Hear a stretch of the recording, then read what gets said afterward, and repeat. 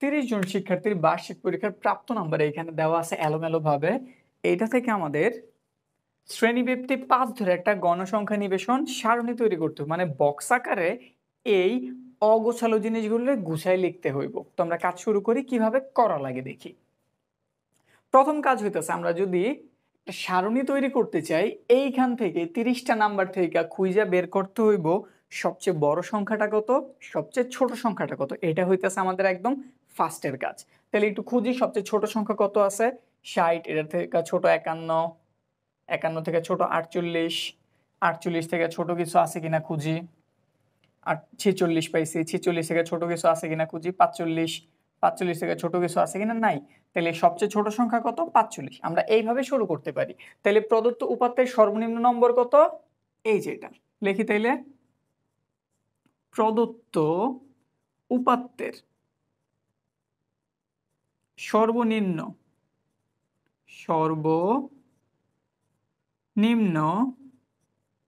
নম্বর, সর্বনিম্ন নম্বর কত পাইছি আমরা, 45। এবং এবার আমাদের সবচেয়ে বড় সংখ্যাটা খুঁজতে হবে। খোঁজা শুরু করি। 60 বড়, এটার থেকে বড় 61, 61 থেকে বড় কে 73, 73 থেকে বড় কারে পাওয়া যায় দেখি। 73 থেকে বড়, 73 থেকে বড়, 73 থেকে বড় না, কেউ রে পাইনি। তাহলে সবচেয়ে বড় সংখ্যা কত, 73। এবং উপাত্তের সর্বোচ্চ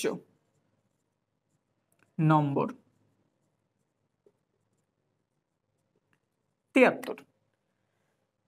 সবচেয়ে ছোট নাম্বারটা খুঁজে বের করছি, সবচেয়ে বড় নাম্বারটা খুঁজে বের করছি। এটা হচ্ছে আমাদের একদম প্রথম কাজ। তারপরে হইতেছে আমাদের পরিসর নির্ণয় করতে হবে। তাই লিখতেছি পরিসর। পরিসর পরিসর বের করা একদম সহজ। সবচেয়ে বড় নাম্বারটা থেকে সবচেয়ে ছোটটারে বিয়োগ করবা, সাথে একটা 1 যোগ করে দিবা। তো বিয়োগ করে দেখি কত হয়। 8 আছে, 5 আছে, 13 হইব। 8 হইলে হাতে রইল 1, এটা হয়ে গেল 5, 7 হইব 2 হইলে 28 যোগ 1 29। আমাদের কিন্তু বইলা দিছে শ্রেণীব্যাপ্তি কত ধরতে হইব, 5 ধরতে হইব। তাইলে শ্রেণীব্যাপ্তি 5 ধরে আমরা আগে শ্রেণী সংখ্যাটা বের করি। শ্রেণী সংখ্যা হইছে আমাদের আর কি বক্স কয়টা বের করতে হইব এই জিনিসটা। ঠিক আছে, তাইলে তাইলে আমরা কি লিখতে পারি, শ্রেণীব্যাপ্তি 5 ধরে শ্রেণী সংখ্যা, শ্রেণীব্যাপ্তি 5 ধরে, শ্রেণীব্যাপ্তি 5 ধরে শ্রেণী সংখ্যা, শ্রেণী সংখ্যা। এই পরিসর উপরে, আর যে শ্রেণীব্যাপ্তি কত, 5, এটা হইতেছে আমাদের কই, নিচে। একটু ভাগ করি, আমরা ক্যালকুলেটরের হেল্প নিতে পারি। ক্যালকুলেটরের হেল্প নিয়ে দেখি কত হয়। আচ্ছা, আমরা একটু ভাগ করেই দেখি কত হয়। 5 5 5 25 হয়, আমাদের জানা আছে। লিখলাম 4, একটা দশমিক দিলাম, এইখানটার দিকে এসে বললো 0। 5 8 40। তাহলে আমরা কত পাইছি, 5.8। আমরা এরকম সংখ্যা নিব না, আমরা পরে যে পূর্ণ সংখ্যাটা আছে ওইটারে কালেক্ট করবো। তাহলে এটার পরে পূর্ণ সংখ্যাটা কত, 6। তাহলে একটা ঢেউ দিয়ে দিবা, এটা দিয়ে বুঝাইবো প্রায় সমান আর কি। পরবর্তী সংখ্যা আমরা কত নিয়েছি, 6। তাহলে আমরা বুঝলাম আমাদের ঘর কয়টা হইব, 6টা হইব। আমরা এইখানটাতে আমাদের কাজ শুরু করি।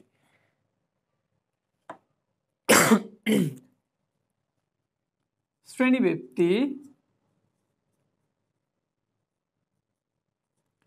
5 ধরে গণসংখ্যা নিবেশন সারণী তৈরি করা হলো।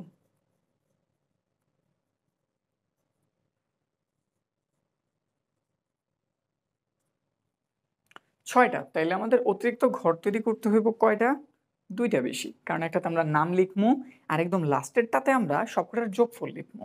আর বাকি মানগুলি বসানোর জন্য এই 6টা ঘর। তাইলে আমরা মোট 8টা করে এইখানটাতে তৈরি করি।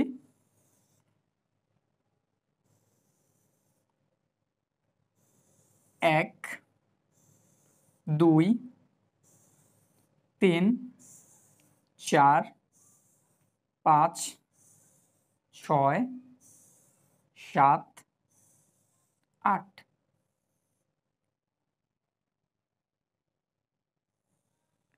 শ্রেণীব্যক্তির ঘর, টালি চিহ্নের ঘর, গণসংখ্যার ঘর। তো লিখতেছি আমরা শ্রেণীব্যক্তি,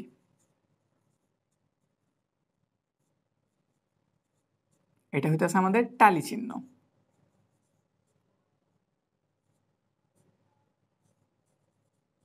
এটা হইতেছে আমাদের গণসংখ্যার ঘর। এগুলো থেকে আবার কিভাবে গড়মূর্ধক প্রচুরক বের করে এটা একটু পরে বলতেছে, আগে আমরা এই জিনিসটা শিখি। শ্রেণীব্যক্তি সবচেয়ে ছোট মান আমরা কত পাইছি? 45। তারা কিন্তু বলেছে শ্রেণীব্যক্তি 5 মানে আমার কয়টা ঘর নিতে হইব? 5টা ঘর নিতে হইব। তাহলে একটু গণি, 45, 46, 47, 48, 49। 45 থেকে 49, তাহলে এখানটাতে লিখো 45 থেকে 49, তাহলে এখানে আবার 50। 50 সহ যদি আমরা আবার 5টা ঘর নিই, 50, 51, 52, 53, 54। 2টা ঘর লেখার পরে তুমি বাকিগুলোর আইডিয়া পেয়ে যাবা। তো এরপর আমরা লিখতে থাকি ওই ধাঁচে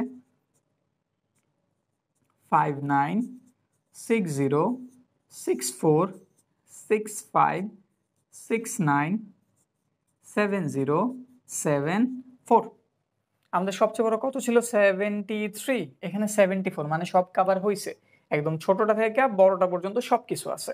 কাজ শুরু হইল। একটু সময় নেওয়া করতে হবে এই জিনিসটা, কিন্তু খুব ইজি। দেখো তো এখানে কত আছে? 60। 60 কোন ঘরটাতে আছে? এই যে এই ঘরটাতে 60 থেকে 64, তাহলে তুমি এই ঘরে একটা দাগ দিবা। তারপরে 51 খোঁজো, এটার কাজ কিন্তু শেষ, এটার চিন্তা দিবেই না, এটা শেষ। 51 কোন ঘরটাতে আছে? অবশ্যই এই ঘরটাতে একটা দাগ দাও। 61 কোন ঘরে? এই যে অবশ্যই 60 থেকে 64 ঘরে একটা দাগ। 58 কোন ঘরে আছে? এই যে এই ঘরটাতে। দেখে দেখে এই কাজ খালি করতে থাকবে। 53 কোন ঘরে? এইখানটাতে। 48 কোন ঘরে? প্রথম ঘরে। 52 কোন ঘরে? 52 হইব এই ঘরটাতে। 73 কোন ঘরে? 73 হইব একদম লাস্টের ঘরটাতে। 51 কোন ঘরে? 51 হইব আমাদের এই ঘরটাতে। 57 কোন ঘরে? 57 হইব 55 থেকে 59 ঘরে। 64 কোন ঘরে? এই ঘরটাতে। এই সিরিয়াল যাতে ভুলেও ছুঁইটা না যায়, এটা একটু সাবধানে করবা। 52 কোন ঘরটাতে? এই যে এই ঘরটাতে। দেখো এখানে আমি 4টা দিয়ে দিছি। পঞ্চম ঘরটা হয় কি? এই যে এরকম কইরা। স্বাভাবিকভাবে আমরা জানি, ছোট থেকে শিক্ষা আসতেছি, তো পঞ্চম দাগটা আমরা এইভাবে দিই। 52 জন্য এটা করলাম। এবার 49 কোন ঘরে? একদম উপরেরটায়। 56 কোন ঘরে? 56 হইতাছে এই ঘরটাতে। 48 কোন ঘরে? একদম উপরের ঘরে। 67 কোন ঘরে? এই ঘরটাতে। আমি কিন্তু আঙুল সরাই নেই যাতে আমার ভুল না হয়। 70 কোন ঘরটাতে? এই যে এই ঘরটাতে। এবার কত আছে? 59 কোন ঘরটাতে? এই যে এখানে। 68 কোন ঘরটাতে? এইখানটাতে। 54 কোন ঘরে? এই ঘরে। 46 কোন ঘরটাতে? খুঁজি একদম উপরেরটাতে। 67 কোন ঘরে? 67 হইতেছে আমাদের এই ঘরটাতে। 56 হইতেছে আমাদের এই ঘরটাতে। 4টা হয়েছে, তাহলে পঞ্চম দাগ এই যেভাবে। 54 কোন ঘরে? এই ঘরটাতে। 45 কোন ঘরে? একদম উপরেরটাতে। 4টা হয়ে গেছে, তাহলে পঞ্চমটা এইভাবে। 50 কোন ঘরে? এই ঘরটাতে। 72 কোন ঘরে? 72 একদম লাস্টেরটাতে। 69 কোন ঘরে? এই ঘরটাতে। 63 কোন ঘরটাতে? উপরের ঘরটাতে। 55 কোন ঘরে? 55 হইতেছে আমাদের এই ঘরটাতে। শেষ, আমাদের কাজ কিন্তু হয়ে গেছে। এবার একটু গয়না খালি গণসংখ্যা লিখতে থাকো। 5, এরপরে কত আছে? 6, 7, 8। 5 সাথে আছে একটা 6। এখানে আছে কয়টা? 4টা। এখানেও আছে 4টা। এখানে আছে কয়টা? 3টা। একটু যোগ করে দেখি তো আসলে কত হয়। 8, 5, 13। 13 আর 6 কত? 19। 19 আর 4 কত? 23। 23 আবার 4 কত? 27। 27 আর 3 কত? 30। আমাদের শিক্ষার্থী কতজন দিয়ে দিয়েছিল? 30 জন। তাইলে ফাইনালি এটা বের করার পরে বুঝবো যে আমাদের কাজটা ঠিক আছে। যদি এখানে একটা কম বেশি আসতো তাইলে বুঝা যেত আমরা কোনো জায়গাতে ভুল করছি। ঠিক আছে তাইলে? আচ্ছা, এখন আমরা বলতেছি এটা থেকে গড়, মধ্যক বা প্রচুরক আমরা কিভাবে করতে পারি। আমি গড় মনে হয় শিখাইছি, মধ্যক প্রচুরকও শিখাইছি। ওগুলার যেই নিয়ম, এরপরে তুমি খালি ওই নিয়মগুলি মানতে থাকবা। ধরো তুমি গড় করতেছো, তাহলে গড় করতে গেলে তোমার কি কি লাগবে? শ্রেণীব্যক্তির মধ্যমান, তুমি এখানে একটা মধ্যমানের গড় অ্যাড করবা এই যে এখানটাতে। তারপর তোমার কি লাগবে? ইউআই ধাপ বিচ্যুতি, ওইটা বের করবা। মানে বাকি নিয়মটা হুবহু আগে যে অঙ্কগুলি আমি করাইছি গড় মধ্য প্রচুরক ওগুলোর মতো, শুধু এটাতে একটা অতিরিক্ত জিনিস কি আসে, টালি চিহ্ন, আর অতিরিক্ত কিছুই না। ঠিক আছে, কমপ্লিট।